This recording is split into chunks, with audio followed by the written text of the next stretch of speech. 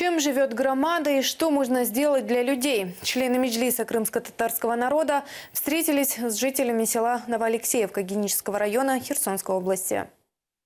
Встречу в Новоалексеевском клубе начинают с гимнов украинского и крымско-татарского.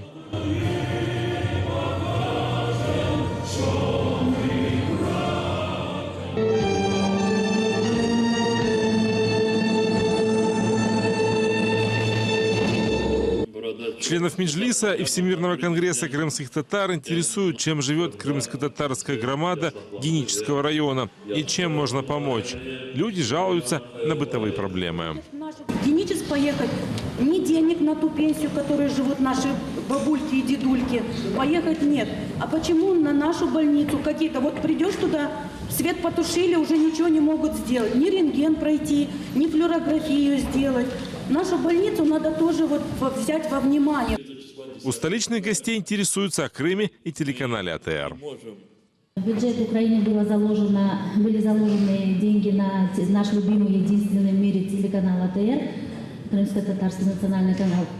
Это все было, конечно, на бумаге, но реализовано ли это право в реальности? 27 декабря мы получили эти деньги. Сейчас идет подготовительная работа, и даст Бог, 1 марта мы начнем вещание в новой студии. Обустройство районной генической больницы, школ, детских садов и домов культуры. По информации Рифата Чубарова, это удалось сделать в прошлом году за деньги, выделенные госбюджетом на нужды депортированных. Из 20 миллионов гривен освоили всего 4,5 миллиона, уточнил он. Деньги пришли в конце декабря, и власти просто не успели их потратить. В этом году, предупредил Чубаров, даже и этих денег не будет. Там, где есть желание, там обязательно люди находят рано или поздно решение даже, казалось бы, самых тупиковых вопросов. Если в бюджете нет денег, мы просто призываем вас объединяться вокруг Меджлиса. В этом году в регионе продолжило работу агентство ТИКа.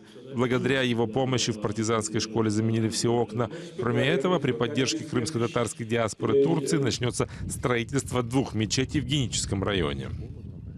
При поддержке наших сограждан в Турции в 2 селах Генического района начнется строительство мечети. Сейчас обговариваются последние юридические вопросы, и в мае установим закладные камни на месте строительства этих мечетей.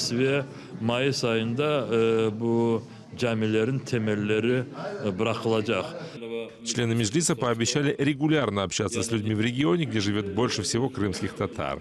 Роман Спиридонов, Ильдар Тарахташ, Заман, Новоалексеевка. Получить паспорт или свидетельство о рождении ребенка сразу на границе с Крымом можно будет уже этой осенью. Глава Херсонской области Андрей Гордеев надеется, что к этому времени на административных пунктах с временно оккупированным Крымом появятся центры предоставления административных услуг. Хочемо вже до осені це зробити. Зроблячи такі ЦНАПи, ми будемо показувати, що ось як в Україні, яка є свій вибір євроінтеграційний, зробила материкова частина, і ось як в окупованій частині України, ось в Криму. І тоді на цьому порівнянні ми будемо входити в Крим, входити в гуманітарній сфері, входити в соціальній.